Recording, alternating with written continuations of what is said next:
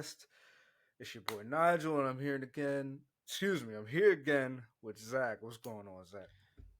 Hey man, happy Memorial Day. Hope it's a good weekend for you. Yeah, man. Yeah, man. Shout out to all the veterans out there, all the people who are currently in the armed forces, and not just the armed forces. Our firefighters, our cops. All the people of service. Shout out to y'all, man. And definitely, I mean, this is mostly for the people who died in during a combat situation, right? And it's you just kind of Hmm. just give it a little bit of time for if millions of people have died to preserve this fantastic country we complain about on a daily basis. So knowing people personally who have done that, and yeah, it's a fantastic. So it's all about them today. So we appreciate that. I got a this. This might be off topic, but I got a question for you. Hmm. So, um, you know the comedian Andrew Schultz, right? Yeah. So he said he has this like theory, or not even a theory. He has this thing where he talks about how like he's like, I can talk about my country because I'm American. I'm from here. You Hmm. know, he's like all the John Olivers, all the Trevor Noahs, all those kind of people who come over here and make a living criticizing our politics, our policies, all that stuff. He's like, just go back to where you live and complain about that. You're not allowed to complain about American issues or whatever. How do you feel about that? What's funny? It's very reminiscent. John Cleese does the same thing on X all the time. He's so anti Donald Trump. Like, look, I get it. I understand, but it's like, dude, your country has more than enough problems, and you guys can't even settle on a prime minister on any given day. And I feel like there's been like 6 of them since Biden's been in office, which is amazing given how old Biden is. Um, no, I mean, here's the thing. Like, That's true. partially too, it's like he's right, because a lot of people come over, they don't even get citizenships. They just kind of like take advantage of the ability to have the platform to make as much money as they do. You can't do that anywhere else but here. And it's fair to be critical. Like, that's how you make things better, but offer a solution. And I feel like so much criticism that people have a base on, there's nothing viable that they offer as an alternative. And I've yet to hear one that's any good, personally. It's like, all Hmm. right, hey, that's fine. Criticism, that's great. What do you want to have in replacement of? Candyland doesn't exist, right? So, like, what's something that's pragmatic and realistic? Agreed. I mean, you know, and I think he was specifically talking about people like Trevor Noah and John Oliver who make a Ugh, living off of criticizing this. yeah. It's not like the average Joe come across and like, oh, I don't like this. He's talking about people who have shows around it. Hmm. And I forgot what I was going. Oh yeah, I saw this thing on the internet the other day on social media or something like that, and it was like this person was like, "Oh, Japan's living in year like 2050, and we're behind the trends." And like they, one of the criticisms they talked about was free healthcare, universal healthcare, and I was like, "Look, man, I know plenty of Canadians from Oh, old jobs, and I have a close friend who's a Canadian, and they'll tell you yeah. universal healthcare is not what it's cracked up to be. Plenty of people have died because they're on a wait list for a procedure that you can get in America like that. Yes. So they talk about how they send prescriptions to their family out in Canada. How Yeah. there's some drugs you can get here, but you can't get in Canada. Yeah. The way their universal healthcare works over there. If you get a doctor that says something and you want a second opinion, SOL, you can't get a second opinion. Whatever that doctor says is your diagnosis. That's the diagnosis. And I have someone, shout out to Miss Jan, who's now currently the longest survivor of cholangiocarcinoma. If she was in Canada when she got diagnosed, she'd be dead right now. She had to get a second opinion, and turns out she has one of the rarest cancers. And like I said, she's one of the longest living persons with that cancer. But yeah, she talks about how It's just not what it's cracked up to be. Like when you need a serious procedure, you go on a wait list, and plenty of people die off of that. So, it's not perfect. It's human. We're all human. Nothing's perfect. So when you sit there and you're like, "Oh, I'm looking from the outside at something else," why don't you talk to the people who are on the inside, and you might find out something a little better. You know, Yeah. just No, be I just agree. be thankful you live in America. I consider being born and raised in America as a privilege. We have options. Like if like even me and my wife are talking about, oh, we don't feel like going out today or whatever, or what are we going to order to eat? We got 1,000 options on our phone that will come to us, like, and we can customize it to be gluten free or whatever free, lactose free, whatever. Like that's Hmm. privilege, and it's yes, I criticize America too, but I'm from here. I was born and raised. I do recognize that I have options and freedoms that other people don't have, and that comes from men and women who have laid down their lives so that we can have this privilege. So It's a great feeling. Yeah, no, let, absolutely. I am let's the not be too socialized critical. the you know, socialized healthcare thing is really fascinating to me because I mean, it's already taxed. Like it's free, but it's not because so much of it, your income's taxed by the federal government. Like you max out at 39% here, there it's like in the 60s, right? Like that's not a free thing. And you got to think of it Mhm. like this. In America, in healthcare, the person who's come into the doctor's the client. Anywhere with socialized healthcare, the government's the client because they're the one fronting the bill, right? And you got to look at it like that. So I guess the You get desire what you pay for. to have ultimate customer service, so to speak, or the ability to heal something isn't as great because one, healthcare as a whole is not getting paid nearly as much as anywhere else here. Because I feel like that should be one of the things where there's lots of money coming in because you want to have the ability to heal something that you shouldn't you or get rid of something that you weren't able to get rid of like 20, 30, 40 years ago, right? Like the treatments Right. alone for things is vastly superior compared to other places, right? And I'm not saying like Right. our healthcare system isn't messed up. Of course, like it's Of extremely course it is. expensive and there's lots of It's problems. human. There's going to But the be thing is, issues. we can there's ways to fix that with what we have in place versus completely just digging up the entire thing and then moving on to something like that because I feel like doctors spend a lot of time to go to school with a lot of debt. They deserve to make lots of money. As soon as you Yeah. have that, you're not making that kind of money. You're a government employee. How are you going to spend 8 years with residency and all this stuff as a doctor with $400,000-500,000 of debt if you're not making $250,000, $500,000, $1 million, whatever it is, plus malpractice insurance? Like, there's a lot of things involved that people are just thinking, oh well, because then the quality of care goes down. That's my 10 cents on it. I don't want to detract from it, but I mean, as a whole, I think Andrew Schultz has a point on that. And it's kind of funny you said that because I saw his stand-up show here in Vegas over the Oh yeah. weekend, and man, he is as good as advertised in person. I'll tell you what. Oh yeah. Because Oh, I thought what he did, of course he did a great job of like revolutionizing comedy on social media. I mean, not social, YouTube online mm-hmm. comedy. But I thought I haven't been to a show, but I've seen the behind the scenes and stuff, and I thought it was genius how he turned comedian shows into like a concert and like a whole like affair. It's not just, oh, I'm gonna sit in a chair and see a couple opening comedians and then I'm gonna see the headliner.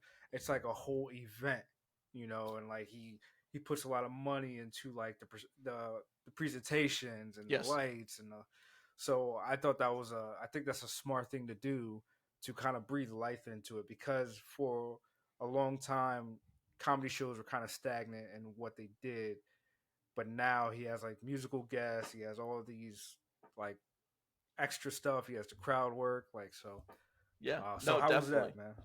No, dude, it was, man. I tell you what, he is gifted, and then he had a really good heartfelt moment at the end, talking about the trials of, him and his wife going through fertility stuff and everything with their kid, and all the things involved Yeah. with that. They had to do IVF, and it was just, I kind of felt that. So it was really well done. Like, he taps the line of what's acceptable for a lot of people, and I think that's great Right. because I think comedy needs to be absolutely protected. And Oh yeah. I Yeah. feel like guys like Chappelle kind of paved that pathway, and it's up to him and Joe Rogans of the world and guys like that kind of keep that pathway from being messed up from the outside influence of the insanity that we have now, right?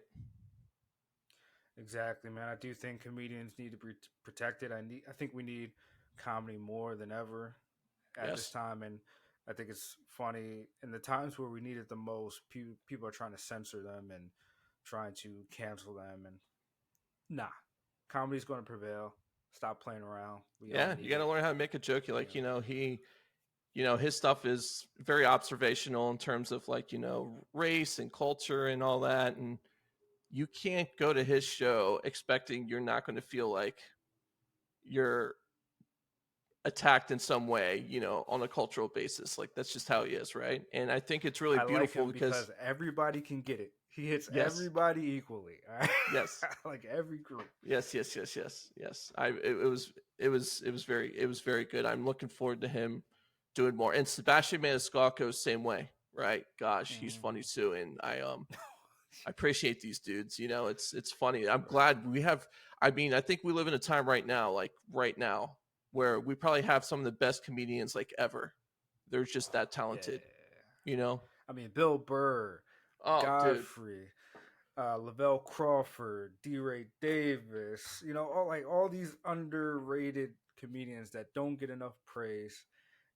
But I mean, and two, when you went to Andrew Schultz's show, did this guy Mark open it up for him? Yo, Yes, Mark is funny, dude. Like, dude. He is he's like so underrated absolutely too. hilarious, dude. I'm dying. Oh, dude. And he's not even. It's like everyone's like, we're like in this millennial time, right? So it's like the stuff they're saying is just we can relate to it. You know what I mean? Right, right, right, right. I Yeah, man. no, I mean, but truly, like, I mean, for me, like, I want to see Tom Segura next. I love Tom Segura. That guy is outrageous. Oh, yo, it's funny that you say that because I have a buddy of mine. Um, he's been on my podcast before, Mike. I I always tell him that he's like the young Tom Segura. The way Tom Segura talks, his mannerisms, they kind of got the same like look. Um, and we were talking about in the group chat, and someone said he looked like somebody, and I was like, no. Oh yeah, somebody talked about how Bill Burr was hilarious. Shout out to Bill Burr. And they was like, "Oh, that's Mike." I'm like, "No, no, no. Mike is Tom Segura, man. I love Tom Segura. He he has like this sneaky way of comedy where it's like he's just talking to you, having a conversation, and then he And just then it hits you just with the goes punchline." extreme. It's like Yeah, so quick, and it's like he just drops the hammer so quickly, and it's like, geez, man, like we're going there right yeah. now, you know. He I lost a lot of weight recently. He's gotten Yeah, in pretty good shape. Yeah, good. shout out to him, man. Yeah, man, that's definitely tough. So, all right, man. So I have like a list of things. I'm kind of curious.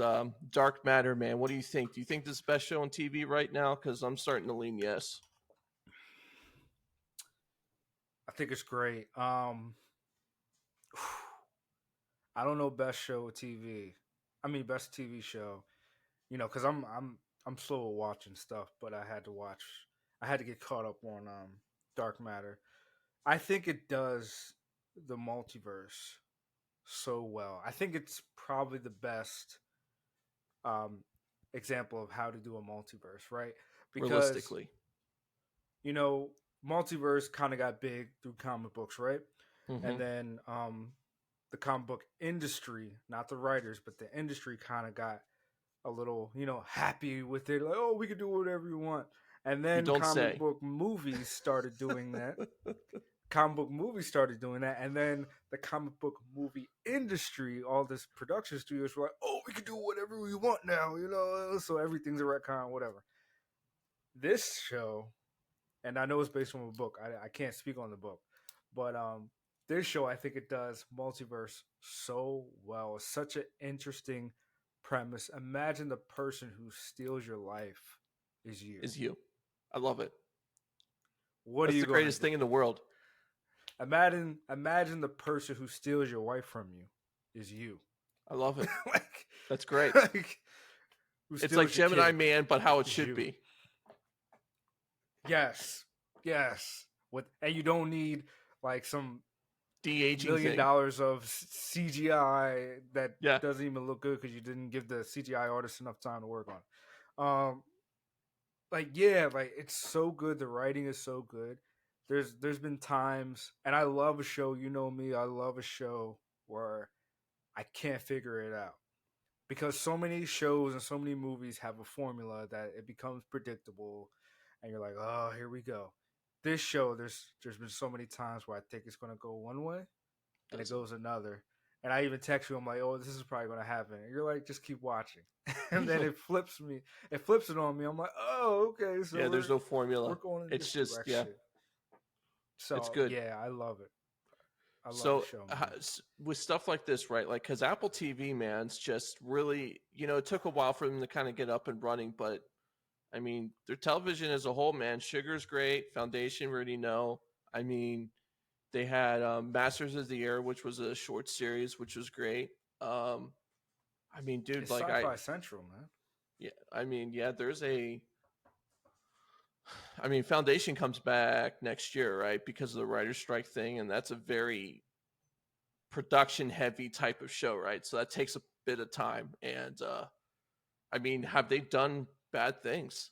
I can't think of any. Um, I'm gonna say something that might be controversial. Oh, I think Apple TV is the new HBO. that's not Remember how controversial. remember how HBO used to mean something? It used to mean premium TV Yeah. and premium content, and now it's kind of flipped. And now it's like, oh, just need to put content out there, and they'll put like 5 shows out, and 1 or 2 will be good. Whereas Apple TV, everything's premium right now, and even The the shows you Wire didn't was a good see. example of that, right? That was one of the early off cable shows that was just the best. It's probably one of the best shows ever made, right? Like you can make that argument. And And you don't Rome you don't was I get never that. You seen don't it. get that now, like ever from the Stars and Showtime. Like you did like 7-8 years That's ago, and they're true. still running, but they're not making new stuff that's like wow. No, they're not, and that's so true. And even like Rome when it came out on HBO, it was like The Wire and Rome put HBO on the map. And Rome was like, 2 seasons. That was a good what's show. that's like Game of Thrones before Game of Thrones, right? That's when people was like, oh, you can do this on TV. Oh, the L word too. You know, they was like, oh, you could do this on TV now. Like you can have like body parts out and stuff like it, but it's still premium. It's not like soft core Yeah, yeah. prawn. It's like actual real stories with real characters, and you're getting all this like edgy stuff, And but now it's like Apple's taking the reins, bro. Like HBO ain't what it used to be. And Amazon's there too, right? Like Amazon's got some Oh hits, yeah, and then yeah, they yeah. they have some flats. Like I mean, the boys. I liked Fallout, even though we talked about how I was checking boxes. Like I like Fallout as a whole. It was still well done, just because the boxes were checked. Like just because boxes were checked didn't take away from the fact that the story and everything else wasn't good. Yeah, I still got 2 more episodes on Fallout, but yeah, you could see the check marks, but it's good writing, and I'm not surprised because it's Jonathan Nolan and his wife Lisa Joy. They're a writing team, and they whatever they touch is gold. Um, I mean, they got off a little on the rails on Westworld season 2 through 4, but I other think than 4 that, was like the off the rails part because it's like okay, this is it was like they didn't tell you it was the future until it was like halfway through the season. It's like, oh, okay. yeah, no, it was like Wait, what's going on here? Yeah, I was like, why is this city like this? Oh, it's fake. Okay, never mind. Yeah, I was And like, then yo, somehow Las why is the Vegas World gets in Series here on? with the Hoover Dam, and there's some kind of like temporal rift or something in there. It's like, okay, this is whack. I'm like, you guys are doing way too much. Like, you're trying to talk about technology, politics, culture, time travel, Sex fatherhood. bots running around killing people, Yeah, yeah. It's like, all right, all right. So And now who's a the person humans and are the who's new not a bots. person. It's like, are Yeah, you real? Like, you got to ask him, it's like, you real? You know what I mean? yeah. I feel like it's like that guy on the last Mission Impossible who was the agent who was chasing Tom Cruise. Who every time he turned around, he saw somebody who's like he would touch their face. They're like, To "Yo, make sure there's no it's really me." mask. Like, yeah, It's like Ethan Hawke's I feel. character in the first Mission Impossible, right? You're like, how many masks is this guy going to have on? I know. Oh yeah, like Mission Impossible 2, the remember? That's when it got a little too crazy and everybody had masks. Yeah, It's it's like, like oh, the twist is he's already has them. Okay, all right, yeah, he's got multiple masks. Oh, okay, all right, that's the yeah. grand reveal. So yeah, I mean it got a little out of hand, but honestly, Jonathan Nolan and Lisa Joy, they're great. Every I credit much of Christopher Nolan's success to his brother, his writing partner, Jonathan Nolan, because we saw what happened. We saw what happens when Jonathan Nolan doesn't work with his brother on a movie, Tenet, Tenet. You yeah, know, the made nonsensical no movie. sense. And then years later, they're like, "Oh, the It idea was about Tenet was it's not supposed to make sense." You know, it's all right. because I Get out of here. rewatched it again just to see if I can pick it up. I'm like, I get the premise, but like, what's the plot? And I understand the ending, but everything in between to get from the beginning to the end is so mushed up. It's like, so what was what? Because usually in a story, right, in a plot, there's like checkpoints that you can kind of mark off. Like, okay, this is how it gets to here, right? It's linear. Hmm. It's just point A to the end, and that's it. And you kind of make what you want of it in between. That's what I took Hmm. it, and it's I don't find it enjoyable like that. That's too much. Well, there was nothing to grab on. There's supposed to be something tangible for the audience to grab on, but there was nothing because everything was just all over the place. Nothing is what it seems. There has to be something to hook on. Like I was explaining this to my wife because we just yesterday watched the last Mission Impossible because she hasn't seen it, and It was she was pretty like, good. "Oh, you don't really like this one."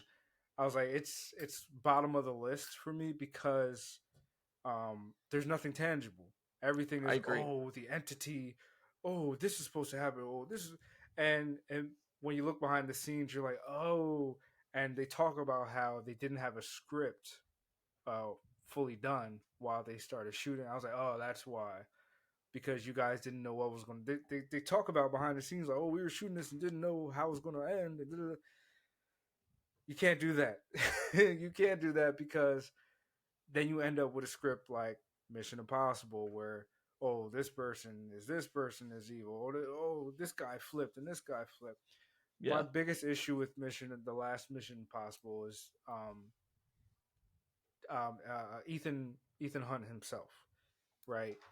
Ethan Hunt's loyalty they was always a great quality for his character, but in the last movie they turned it to where it was his biggest weakness because you had the character Grace who constantly was betraying him and almost killing him, but yet this made no guy sense. You save made her in no like sense. Versailles or wherever, not Versailles, like in Venice or wherever it was. And it's like she runs away. I'm like, you just saved her from being killed by these people. I don't understand.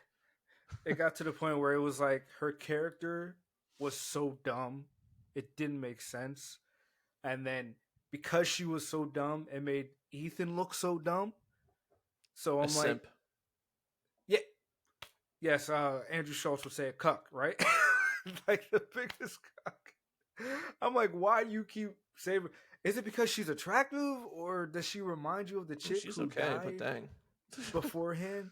Yeah, That died. Like they kept making it. They kept doing flashbacks whenever he was with her to make it seem like, oh, of she reminds him of the chick that died from the villain that we don't care about Gabriel. Okay, so you just introduced this guy Gabriel, but apparently he has a connection to Ethan back in the day. But he's a nonsensical villain because he does nothing. He walks around looking suave, and then he does something because the entity told him. Like, the script was so paper thin, the villain was so paper thin that it didn't matter to us that he was the one who killed Faust, and then he did this. Like, it made And no the own sense, basically. government was the one doing all this stuff and making the deals. Like, oh, we haven't heard that Yeah, before. so I'm like, so everybody's backstabbing everybody, and Yeah, everybody's making money, and it's like, but that's the thing, right? Like, do you see these shows, that own these premium channels, and people confusing with, you know, good. And it's not just because it's confusing doesn't mean you're on some kind of ethereal like plateau of understanding that it's good. It's not. It's just confusing and it doesn't right. make sense. And there's a lot of shows like that. And it just, I don't, it's, that just gives me a really good example. It's like, I don't know. And that's why they I don't think a last lot very of long. shows I think a lot of shows are trying to chase the Westworld season 1 reveal so hard because remember that was such a good season, the first season that it made headlines. Like that twist, The first two seasons were extremely well done. After that, it got really difficult to follow. man, it derailed after the second season. I implore you I to didn't think so. rewatch season 2 of Westworld and see how confusing it was. The first season of Westworld was damn near perfect, like practically a 10 out of 10 of TV, film, period. One of the best things ever created. Uh, and so much so that I feel like every show's trying to chase that high that the season of Westworld had, the first season. But you you can't because it's been done. You know, like that's the thing about it. It's the same thing with Game of Thrones. Everybody's trying to chase the first 5 seasons of Game of Thrones, but it's been done, so you're always going to be compared to Game of Thrones. Whereas if you just do something original, if you just try to tell a story, it might hit lightning in a bottle. You know what I'm saying? Game of Thrones was one of the last cable network shows of its time. We don't have that anymore. We don't have a weekly show that everybody's tuning into like they did with Game of Thrones. It was like the most pirated show ever because of that. And because it had a book to follow, the first 5 seasons were gold. And then But after we're that, never the going to have books, there were no books for it. So there's no clear that. Yeah. pathway, right? And, Mm-hmm. not like the books were good anyway, bunch of garbage, but, there's still no pathway. We have to talk about that another time because, Yeah. yeah, I'm not going to get into that whole thing. Well, me so neither. that kind of, so this But is, this is perfect. So I'm curious. So is cable dead? Like truly dead? no, Okay. no. So I'm It curious why, depends and on I'm going what to you tell you why define I as think it might cable. be. Hmm. Go Go ahead. ahead. Oh, okay. Oh, I was going to say So, it so depends on what you define as cable because I see cable. I see streaming turning into cable because now you have these apps like Peacock, Paramount Plus, who you click on them, and the first thing that pops up is like the category of live now. What's going on now? And you click on it. Oh, so it's really just a cable channel that you're just streaming that counts as from the app. cable, right? Like, if you get DirecTV, Comcast, whatever it is, like, so I talk about, like, you got CBS, Fox, NBC. Those are the public stuff, right? And then you get like the extra stuff, like, ESPN and all that. I'm saying it's like, people don't tune in to CBS and watch shows anymore, or Fox or whatever. Like the older demographics do, right? CW, things like that. Like, I don't watch any of that stuff. Do you? No, Exactly. no. The main thing that's really keeping cable television alive is football. Yes, I'm serious. that's Like, the only thing. football is like, that's when everyone tunes Football and in and basketball. watches that stuff. Like, other than that, it's like, and even cable news, like, you had Fox and CNN leading for so long, yeah, and MSNBC, all that stuff, right? Like, so regardless, like, Fox is the number one by far by, a mile and a half. And Right. now there's other ways for people to consume their news. So the demographic is like 50 plus, right? So like at some Mm-hmm. point when that demographic is no longer here and Fox News is no longer number one and no one's really watching that stuff and it's really on like, you get it on Twitter, you get it on like social media, you get your news, and if football is already starting to branch out into Peacock and Netflix and other places, what's going to stop them from moving to the other streaming stuff and just cutting off CBS, Fox, and NBC directly? That's gonna happen. It's funny that you say that because that's my hypothesis too. When the boomers die off, that's when cable's just gonna die. Evaporate. Yeah. You know, because we just talked about choice earlier. As much as we complain about the streamers and the pricing and everything like that, at the end of the day, you could still choose. You could choose to have these two streaming platforms and not have the others. Or if you want them all, you can have them all. Or if you want them all but you can't afford them, you could rotate them. You could have these two this month. You could have this two this month. It's A like an a la lot of carte people though. do You could that. do an a la carte. So if there's like certain channels you only pay attention to, like they have their own services for that now. Like because cable, you would Oh pay yeah, for a yeah. bunch of channels that you would never watch, right? But I think Mm. the thing is, these providers are going to have to have their pricing model aligned with what cable is, right? Like, so for example, in order for cable that was not publicly broadcasted channels, there was like a fee that was incurred, right? That allowed them to like broadcast, it was broadcasting rights essentially, right? So like AMC has like a certain fee that was broadcasted to feed. Like that's how cable makes its, that's how cable charges you, right? It's based on that. Premium Right. channels like ESPN, which was more expensive, right? Which was part of the reason why cable went up, is that they started charging more and you're paying for all of this stuff that you're not watching, and it didn't really make a whole lot of sense, which is why people cut off. Anyway, the point is they're going to have to align to what those broadcasting rights were for people to buy more, right? So if you want to have rights to your individual channel and people want to get Bravo, for example, they shouldn't charge $10 a month. They should really charge $1.50 or $2 a month, because that's what the broadcasting fee was to those cable providers, right? Like I see Mm. that going in that direction further down the road, because it's not sustainable with what it is now with pricing the way it is. It's just not. There's no way. No, it's the Wild West. And soon the pendulum will swing, it'll bounce out, especially because the government is getting hip to what's going on, and they're seeing there's a lot of money on the table, and they see how much of a Wild West it is with all these especially with all these unregulated news outlets that are online. So But there's no like taxes either, because part of the cable thing was the taxes that would go to the FCC and stuff, right? Like, but now you don't have that with streaming. That's not part of it. They don't have to pay in that stuff anymore. So, you know how it is. As government starts losing a revenue stream and they're like, wait, what's going on? We got to look at it, right? And you're like, how do we get this back? They're going to start targeting people on this, and, you know, it's time to Oh collect. yeah, they're already getting on it now, because Yeah, I, yeah. I work in that space, and there's talks about it, and talks about how the station that I work at might start to get more money because it might soon get regulated, the online space. And when you see that happen, people who are news outlets online on YouTube and Twitter and stuff like that, they're going to have to start getting their license, their what's it called, like I don't know what it's Yeah, it's called. like a I permit just had a brain to fart. broadcast this type of stuff, right? Like you need to have Yeah, some kind right. of, yeah, I understand. Right. You're going to have to be trained, or you're going to have a degree to speak about this kind of stuff, I don't know if that's you have to necessarily prove. good though, I don't know if it's good, but it'll kind because of cut down on some of the white noise, right? yeah, but some of the people who are really good have a lot of thoughts, right? Like Patrick McDavid, like guys like that, right? They don't Hmm. have those necessarily like fees. Like, what if the government doesn't want to give it to them? Like, it's their decision or discretion to choose who has and doesn't have these type of licenses to convey this type of information.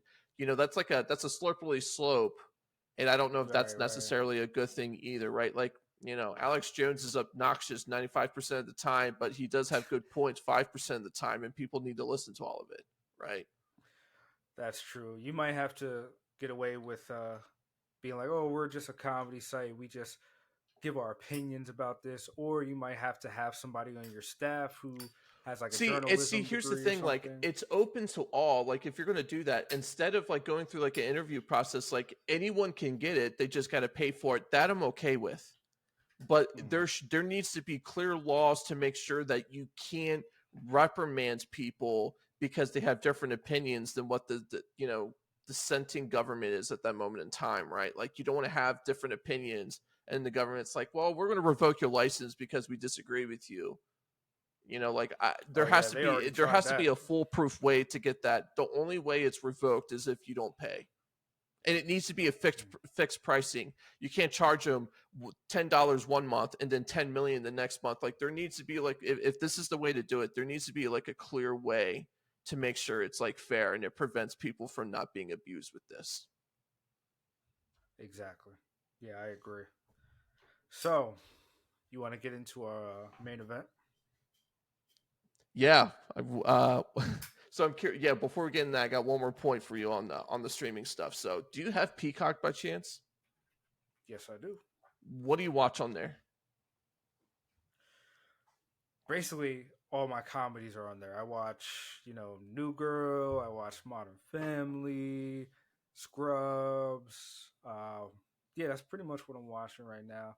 My daughter likes to watch Curious George on there. You know, I do remember them having a couple football games on there. When I Yeah. watched that in Paramount Plus, I would watch a lot of football games on Paramount Plus. Usually, always has the Chiefs playing on there. But yeah, yeah, sports and like comedies are basically on Peacock. You know.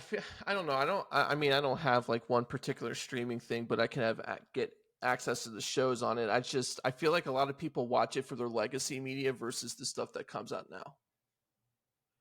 Oh yeah, like I know a bunch of people, like my parents who are boomers, who watch like the 50 no 60 seasons of Law and Order on there. All the Dick Wolf stuff is on there, right?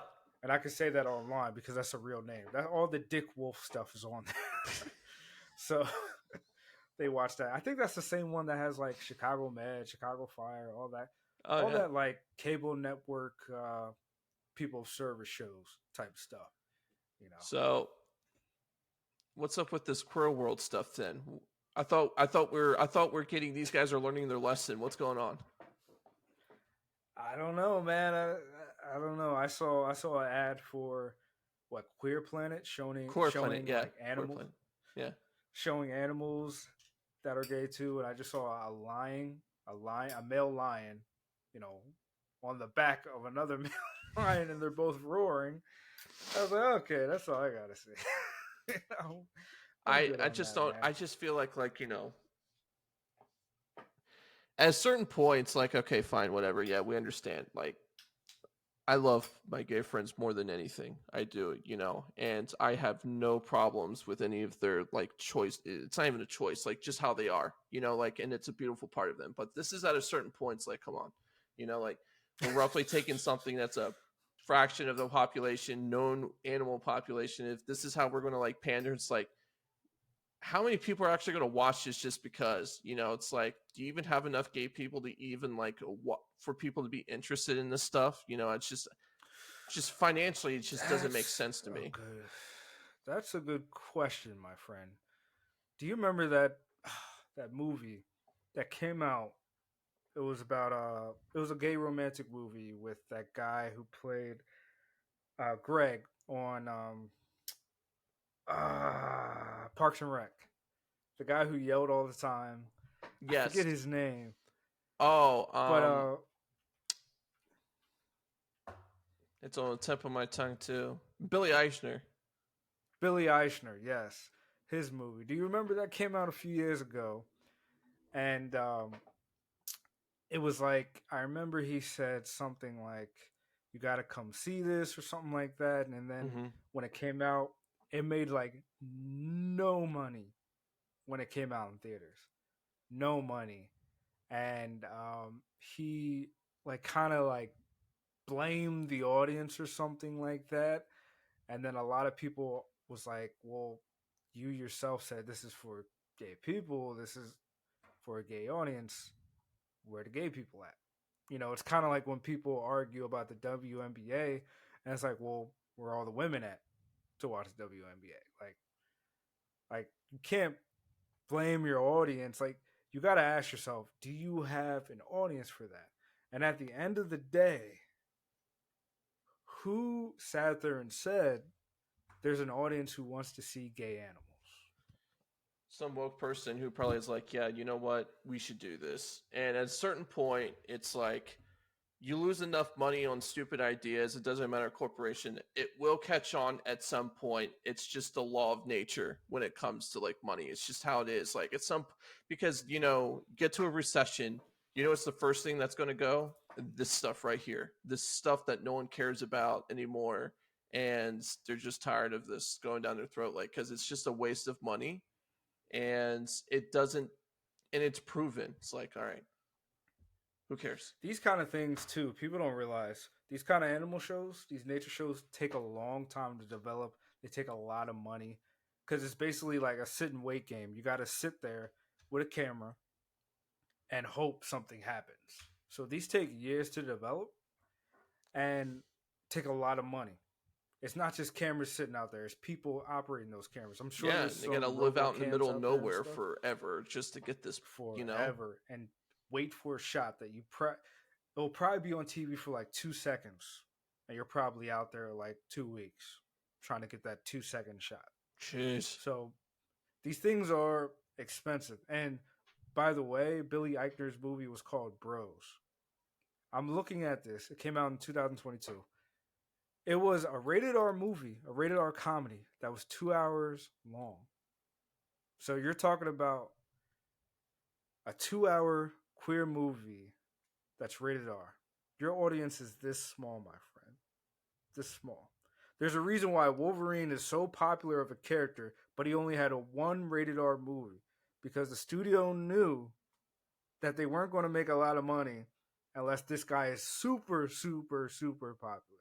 For the longest time, Hugh Jackman was not a likable Wolverine guy. It took years and years of movie for people to accept that he was Wolverine. And then when his popularity was at its height, that's when they came out with Logan in 2017, 2018. So he was introduced in 2001 And that was a as great Wolverine. movie. Even though it's Yes. not canon at all. It's its own thing. It's still great though. Yes. I still consider it one of the greatest comic book movies ever made.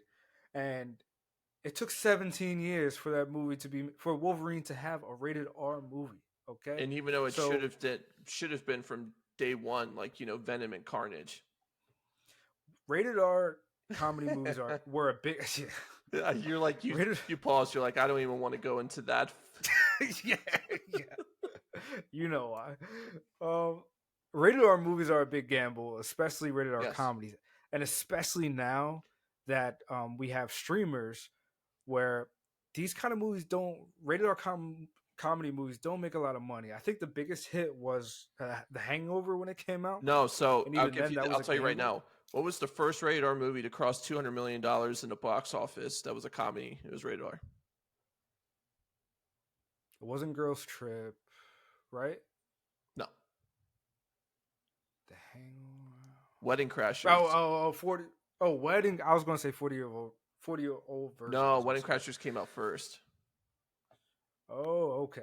Yeah, that was like that was the big. That's when those rated R comedies started coming out, and people paid attention to it because of a movie like that, right? Like, but it took so long. How many movies prior to that? Because comedies, people were afraid. Like it was always PG-13. Like it took so long for our demographic, our age group, and the Gen Xers really to like get old enough to like go see this stuff, and you're like, okay, there's an audience for this. Right. And that was like the golden age, like the early 2000s was the golden age of Yeah, rated dude. R Then you had The comedy. Hangover, 40-Year-Old Virgin. You had all these type of movies, right? And people Step were like, Brothers and jeez, stuff. dude, Step Brothers. Oh my god. Like that was like the era, and that era has passed. Oh, it's So never coming back. to make a movie like Bros, which is 2 hours Nah. and a rated R comedy, even if that wasn't a movie about two gay a gay romantic movie, if that was just two straight people, that still would have probably failed. Let me guess. It takes place in New York. Yes. It looks Okay. like it. It's New York, yeah. Oh God. So I'm just like, I don't see the audience for this, so I don't understand Queer Planet. I'm not saying it's wrong. I'm not saying No, it that's might not nothing to be do a with it. It's sleeper just hit. audience. Like, all right, obviously, and that's what I'm saying about the queer planet thing. Like, it's the audience. At a certain point, when you're not making money in returns on this stuff, people are like, "Huh, maybe there isn't a thing for it." Yeah, no, duh. And to your It's just point, how it is. and and to your point, when we talk about original content, we talk about Amazon, sometimes HBO Max, we talk about Apple TV for sure. Like you said, we're not talking about Peacock or Paramount Plus about new content. We're talking about legacy content with those platforms.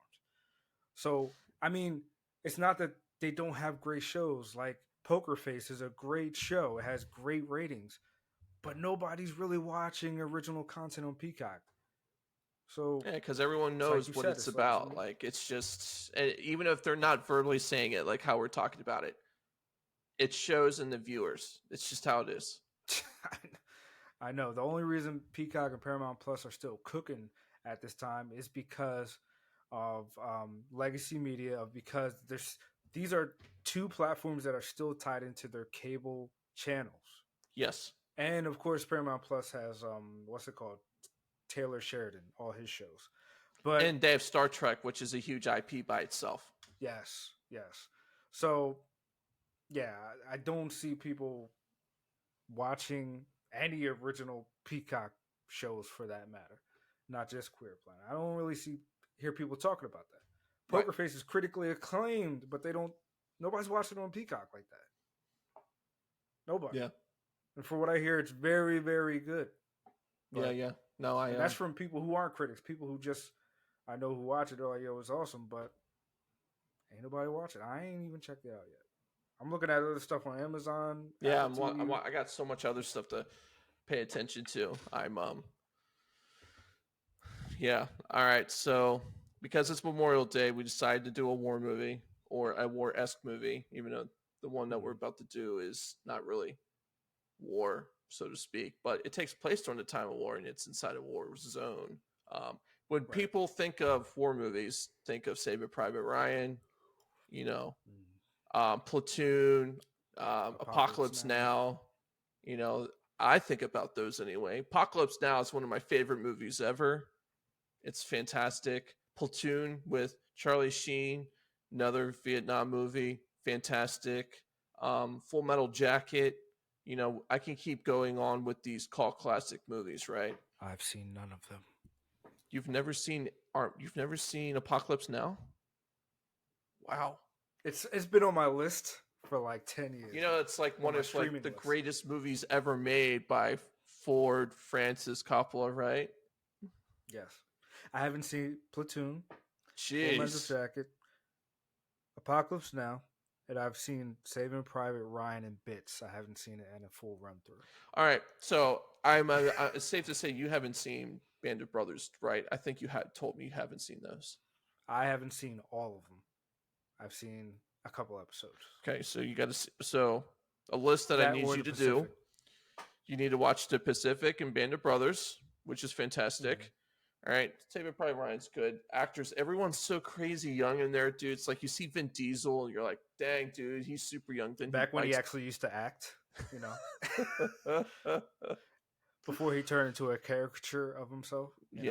Yeah, Giovanni Ribisi, Mm. Tom Hanks, obviously, Matt Damon. Um, All these movies had everybody, even Black Hawk Down. I've seen that once. Black Hawk Down's I okay. actually I know have that's a seen Ridley Scott movie. It's It was okay, hard but for me to watch. It's hard for me to watch again. I Black mean, Hawk Down. Black Hawk Down's like is like a blip on the radar in terms of like military history, right? It's like okay. I mean, So many people was in that though. yeah, tons of. I feel like the movie did a bigger thing than what actually happened in real life with it. Mm-hmm. Right. You know what I mean? It's just one of those things like, oh, everyone's like, because of Black Hawk Down. The guy who actually wrote Black Hawk Down was a professor at University of Delaware for a while too for writing. I forget his Oh, name. nice. Yeah.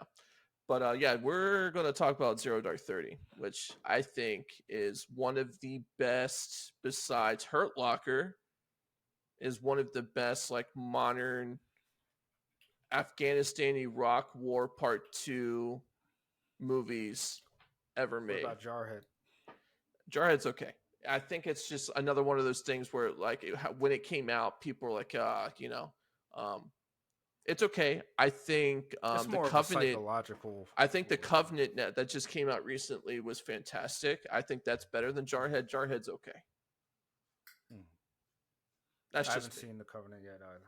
Oh, dude, fantastic. I got like a war list of streaming movies I gotta watch, and I haven't All right, seen so too you much. go into it first because I feel like with war movies, it's really tough because I mean, there's CGI in a lot of these movies, but the best ones ever made was just really good filming and editing and just right Mm. placement and all that stuff. So, love your thoughts. Um. So yeah, I've seen this before. I've seen it in theaters actually, and yeah, I love Zero Dark 30. I kind of like these heady wartime movies, right? Like Body of Lies with Leo DiCaprio and Russell Crowe was Mm-hmm. another like heady war movie. So I kind of like these like procedural, like heady war movies where it's all about clandestine. Traitors, another good one with Don Cheadle. You know, not a lot of people saw that one, but it's a really good one. Um, so I like Zero Dark 30. I like the interesting thing about Zero Dark 30. It was a movie in production that was supposed to be about the trying to find Osama bin Laden, and then they found him, killed him during the making of the movie. So they had to change the script and shoot some other things to be like, oh, okay, so we found him. Let's film this, right? So this is a good movie. I like. This is probably like my top Catherine Bigelow movies. She does great movies like Hurt Locker, Point Break. You know, this is probably my top movie for her. And I see there's a lot of controversy. I didn't know it at the time, but I see that there's a lot of controversy for the film. A lot of people thought this was a film glorifying torture, which I don't think is fair because it's in the first third of the movie, and then the 2/3 of the movie in, there's none of that. But they say there's people out there that say because they ran on a lead that they got through torture, it's a movie glorifying torture, which I also don't agree with. But if you take it out of context, if you just look at it for what it really is, I think this is a movie that's trying to honestly portray war. You know, it's not trying to take a The stand to back say scenes whether of it, this is right? right. Yeah, like it's not a stand. It's not trying to take a stand to say, oh, this is right, this is wrong. It's just It's just showing you what what happened. happened. Yeah. Like 9/11 happened in 2001, right? I remember it. This chick was chasing Osama bin Laden for what, 11 years. 8 years. Like this wasn't an 8 years. Like this wasn't an overnight thing, right? No. Like it took forever. And she was like a dog on a bone. I saw that the character Maya that Jessica Chastain plays is like an amalgamation of a bunch of women who It's were not on the one case. particular And person. yeah, and then there's a guy, one of the guys who was on the SEAL team who got Osama bin Laden, said that the chick he met, that Robert character's O'Neill based on is the her. guy who killed Osama bin Laden. Yes, yes, Robert O'Neill. So it's like an amalgamation of women that were on the case, and then it's probably Because it's probably also. they used his call sign to reference him instead of the actual person. Because at the time when it came out, the identity of of the SEAL Team 6, like no one knew any of their names, right? So, well, Mm, I think Catherine Bigelow did, but she refused to put that in there for obvious reasons. And then when the movie came out, that's when all these guys came out and said something. right, right. So, um, this movie's 2.5 hours long. Well, over 2.5 hours long. Um, It needed I to didn't be. feel bored though. I didn't feel bored. I felt like it was intense, but it kept the story going. There was drive behind it. It was really good. Like I thought the pacing was great. I thought The end where they stormed the compound was great. It really, the way she shot it made you feel like you were there, like you were one of the guys behind a gun, and I thought it was really well done. And I honestly scored this a high like 8.75, man. Like this is like my movie, man. I like this movie a lot, you know. Yeah. But No, I am sorry, I had to refrain myself. So on the tortures part, so couple things here. One, it accurately depicted a lot of things of what actually had to happen to mhm. actually get this information, right? Like during the Bush years, torture was a legal method to garner to get information, gather information and intel on enemy combatants and POWs. And then when Obama took office, he said we weren't going to do it, and even though we were, the spoiler alert, instead we would just take them to like French or English bases and do an enhanced interrogation techniques there, which is a million times worse of what we were doing inside, the authorized torture cells. All right, like I can See, go on for days. I didn't know that, but I knew they had to have had a loophole where there's like this. We're Oh still yeah, going to dude, do they'll it, but take we're him going to. to I mean, find. personal experience and stuff that I can legally say, like like you take him to, a French like base or like fob or whatever, and like yeah, do what you want, hang them upside down and let them hang for about 20 minutes. All that blood rushes their head and things start swelling, and then things can start popping. That gets people talking real fast. Like there's all kinds of things. Like I don't want people thinking that Obama's administration was clear of any kind of moral obligations that he was thinking he was putting when there was just we're just not doing it on a US base. All right. And plus we can go Yeah, into the unsolicited drone tax, but I besides the think his point. exact words was that America should be the moral center of the world. But hey, if you want to take him to I would France, I would love that. You don't have to take him to France, just take him into a French base in Afghanistan to true, do it. And that's French territory. But I mean, because this was a global thing. Yeah, fight. there was You dozens of countries, and it's I I mean, the movie showed that too, where there was bombings in like London and stuff like that. Because look, even bombings on their own land, the land of well, Africa New and stuff. York in So 2010. I mean, here's the thing. You know, that part of the world, it has been tribal and has been stuck in this dilated time thing for hundreds of years where and there's only so many different ways that people like that respond. And the West is not equipped on any kind of level to handle what we were doing. You were going to have to get nasty and vicious to see any kind of progress, because you had people executing people with power tools. You had all kinds of crazy stuff, like I mean, the nasty things involved, right? And you had to stoop to that just to get what you want. It was just no way around it, you know. And I feel like a lot of people who are very hypercritical of conflicts. War's not meant to be good. It's not meant to be fair. It's not meant to be some kind of romanticized thing that people do with World War II and all this other stuff, right? That's just the outside, and you're just seeing this grand spectacle. But on the inside, it's disgusting, right? And it leaves an imprint on you. And I just think that this movie did such a good job conveying that. And people just want to go to, well, like, look, it's glorifying torture. It was like, well, what do you expect you're going to do? You're going to take them out to get this information? It's not going to happen. Like, these people are yeah, brainwashed. Like, that's ridiculous. how else do you extract information from people who are brainwashed? Like, it's not like that dude broke overnight. Like, that dude was in, they were taking food from him and water. They were throwing him in a box, like all this stuff. Like, every psychological thing they were doing, they were able to do, they did, and he didn't break. Like, what does that say? You know?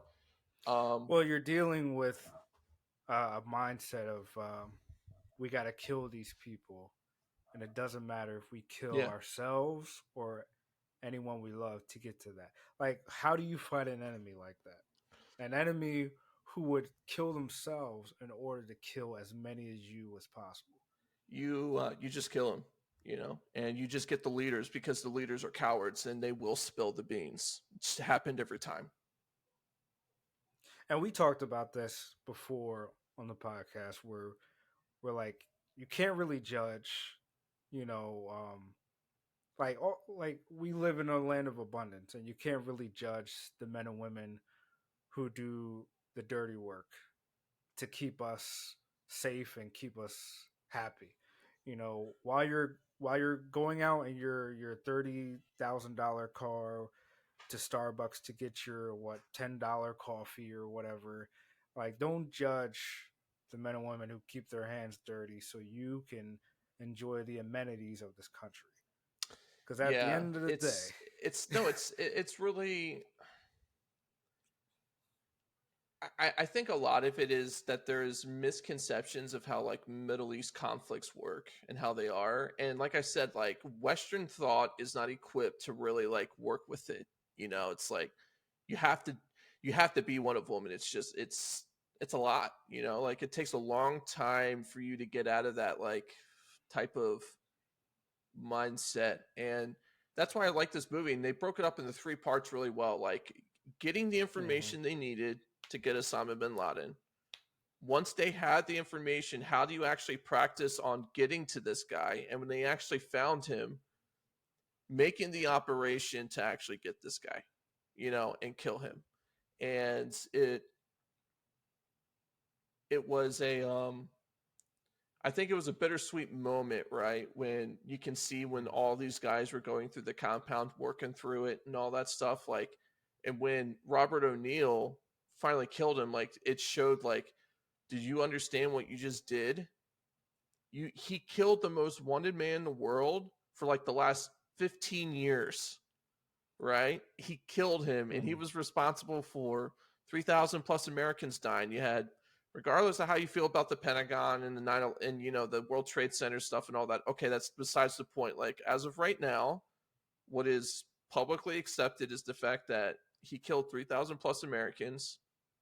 You know, and there were people Mhm. jumping out of the towers because they did not want to burn alive, and they rather jump out and hit concrete than burn alive, and have that image in your head when before the towers fell, right? This guy was responsible for that. Plus, of all the things that he did prior to that, right? Mhm. He, I mean, we killed someone who deserved to be dead at the end of the day, right? Like anyone who feels any kind of way about him, it's like this is like a this is like the same level of like Hitler, Stalin, Mao I was just Zedong, about guys to like say that. that. You know what I mean? Somebody who wanted to eradicate a certain kind of people, Oh not even yeah, negotiate, not even enslave, no, eradicate. he doesn't want Western thought, Christianity, Judaism. He didn't want any of them to exist. It was his version of Islam. Even other Muslims, it was his version of Yeah, of Islam. that's a very good point.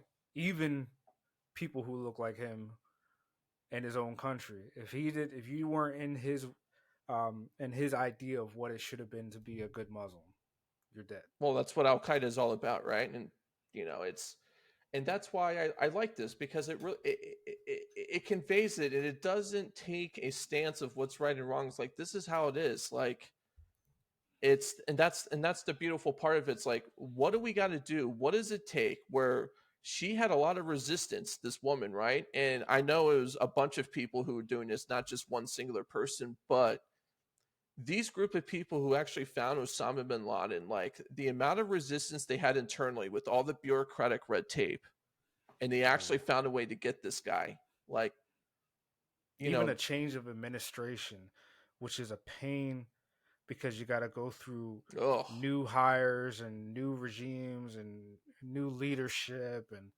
new new policies on how to execute certain things. yeah, yeah.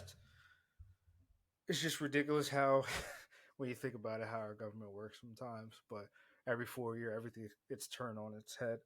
But yeah, like it's crazy. Even the beginning of the movie, I think the first minute or 2 minutes is just audio of 9/11.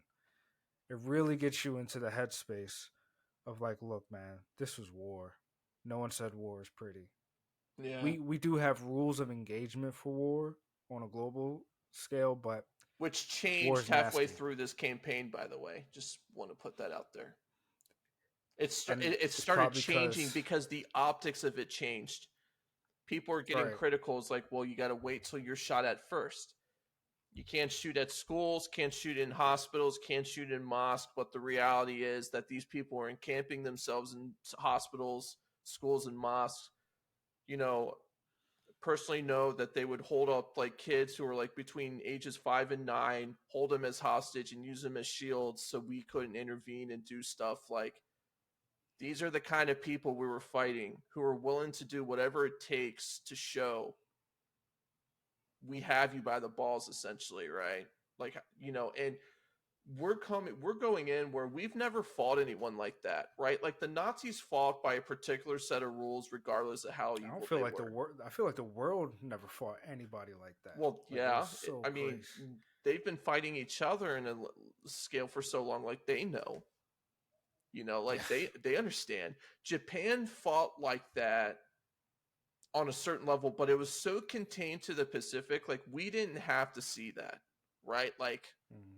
Europe was because Japan's so isolated, it's its own island. Like we didn't have to like go through seeing all this stuff like this, right? So this was Yeah, really like in Vietnam too. Yeah, Vietnam was just even, yeah. I mean, I was going to get to that. Like that was even worse, right? But yeah, this is, but we're fighting a group of people, religious fanatics, where they want to have the death of the West virtually, and that doesn't really sink in for a lot of people, right? They're like, ah, it's not that big of a deal. It's like, well, you say that until you see kids who are dismembered and because they want to, because their parents aren't playing ball with the local Taliban or Al Qaeda group. You see their kids dismembered and being executed right in front of them so they can make a point.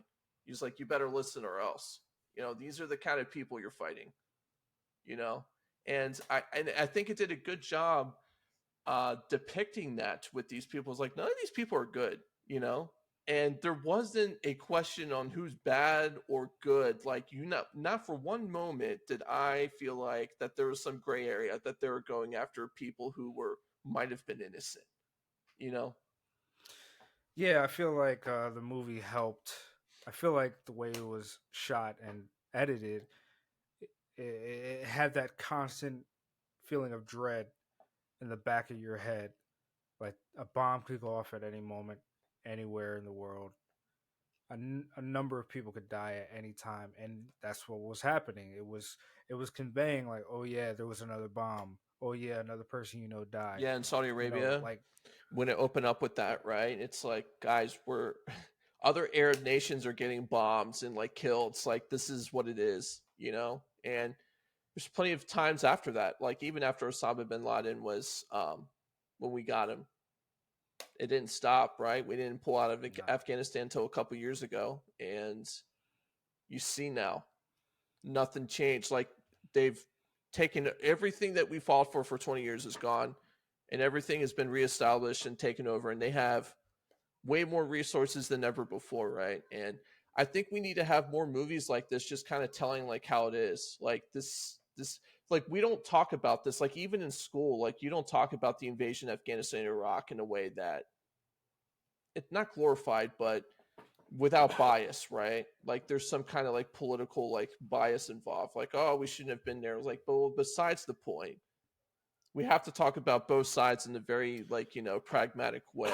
It's like these people were willing right, to do a lot of this stuff. Like, how do we get around that?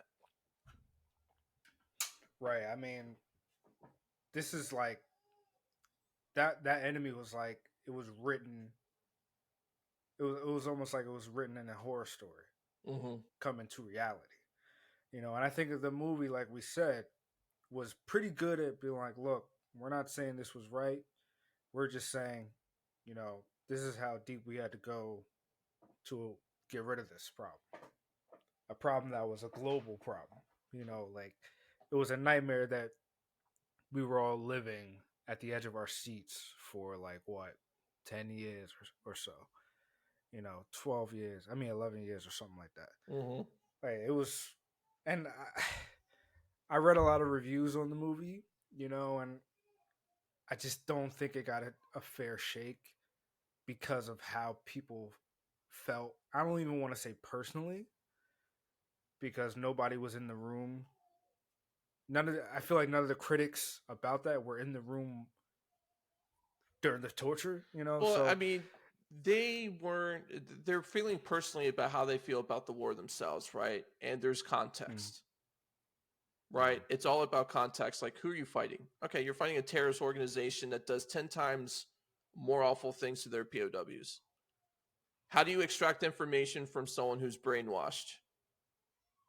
There's only so many different ways. You can't be nice to them. Like, I don't know what else you're supposed to do. Like, if someone who's responsible for 3,000 plus people dying and everyone else in his circle is biting the bullet except for him, how do you get this guy? It's like, it's not a, speaking from experience, it, it was an arduous process just trying to get people to play ball. And on top of, do you even know the information you're getting is legitimate or not? There's so many right, different things involved. It's just this whole thing. It's like, look, I don't want to be here as much as you, but we still have to get some of these people that are responsible. You think we should allow someone who was responsible for this happening just to continue the roam? Like, how does that put a precedent for the rest of the world where we're not going to retaliate? Like, that's the trend you're setting. right. Yeah, Yeah, man. All in all, good I movie. love this movie. I thought it was well directed, well written. Has she done Shout out anything to the since then? I'm cast and crew. curious. I don't know actually. That's a good question. Fun Because fact: she was investigated by the CIA uh, for this movie because oh of really? how Oh, because it was so it on was very on point. close to what was actually going on. They're like, "How did you get this information?" I do wonder how did she get that information. Well, I mean, like the compound as an Oh, example was a was really close to what it was. yeah, yeah. Like even the way they said they went into the compound. And now I get it if a compound's built a certain way, based on our tactics, you would go this way, you would route this way. But they said it was pretty accurate. I think they said the only thing that wasn't accurate was that none of the women were killed. It was only the men during the raid. Well, In the movie, some of the we women were have no killed. way to verify that. Yeah, we have no way. But Catherine Bigelow, I forgot the last movie she did was 2017, Detroit. I saw it myself. It's pretty good. I What made her remember that. stop? But I don't know, man. She's in development on another project called Aurora, um, and she has another. She's in pre-production on a untitled feature for Netflix. But yeah, so she's working. She's been doing shorts and stuff like that, but she's still working. I like her stuff. I appreciate what she does. Hurt Locker was great. Yeah, I yeah. mean, that was another one.